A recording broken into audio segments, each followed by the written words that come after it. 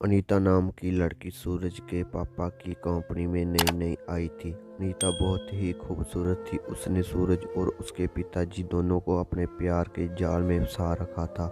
सूरज के पिता अधिकतर कंपनी में काम से बाहर रहते हैं। इस बीच अनीता और सूरज खूब मस्ती करते, कभी कंपनी में तो कभी होटल में।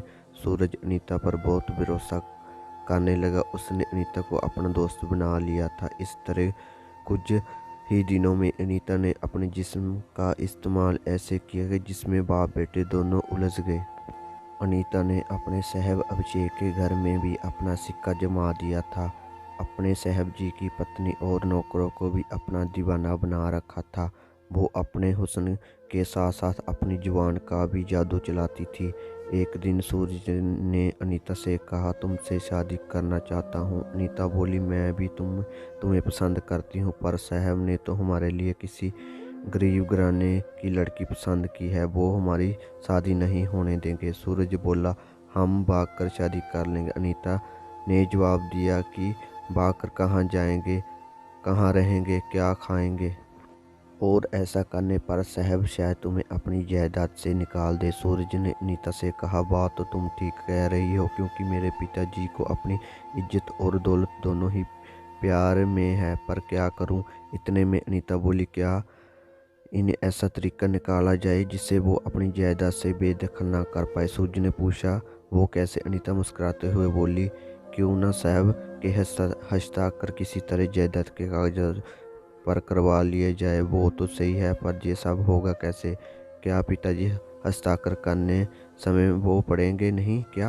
अनीता बोली, साहब जी मुझ पर काफ़ी भरोसा करते हैं, हस्ताक्षर करवाने की जिम्मेदारी मेरी है। कुछ दिनों के बाद अनीता साहब के कैबिन में पहुंची तो साहब बोले, काफ़ी दिनों बाद आई हो, क्या तुम्हें मेरी याद नहीं आती। अनीता बोली, कंपनी में काफ़ी काम रहता है और आज भी मैं आपके पास काम से आई हूँ। कुछ ज़रूरी फाइलों पर आपके हस्ताक्षर लेने हैं। अभिषेक साहब बिना पढ़े फाइलों पर हस्ताक्षर करने लगे। उसी बीच अनीता ने जायदाद के कागजात पर साफ के हस्ताक्षर करवा लिए। साहब ने अनीता से कहा, कुछ देर बैठो भी मेरी जान। अनीता बोली, नहीं साहब, ये सारी फाइलें पहुंचानी है। ललिता वहां से चली गई और सूरज को जब उसने हस्ताक्षर के बारे में बताया तो सूरज खुशी से उछल पड़ा, पर अनीता ने अभी तक सूरज के वो कागजात पर हस्ताक्षर नहीं दिखाए थे। कुछ दिन के बाद चलता है, अनीता ने साहब के बेटे सूरज को भड़का दिया कि साहब तो दूसरी शादी कर रहे हैं। ये सुनकर सूरज चौंक गया और गुस्से में बोला, अगर ऐसा हुआ तो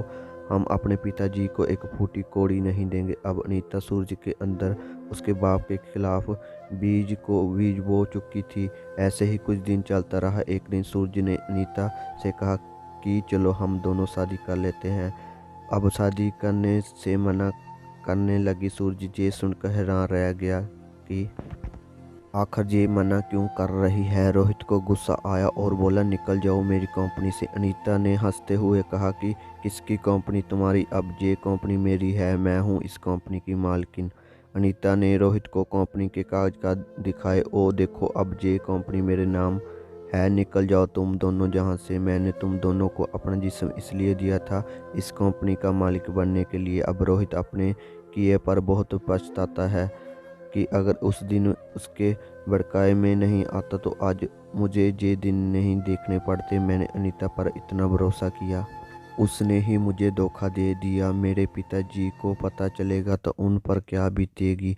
सूरज को ऐसा लग रहा था कि वो सुसाइड कर ले, पर इतने में ही उसके पिताजी वहां पर आ गए और पासा पलट गया। पिताजी ने बताया कि वो जो उसके कागज पर साइन करवाए थे वो नकली पेपर थे, असली तो यहाँ पर है मेरे पास। फिर क्या था। अनीता अपनी साहब को सूरज से माफ़ी मांगने लगी। सूरज ने अनीता को धक्के मारकर बाहर निकाल दिया।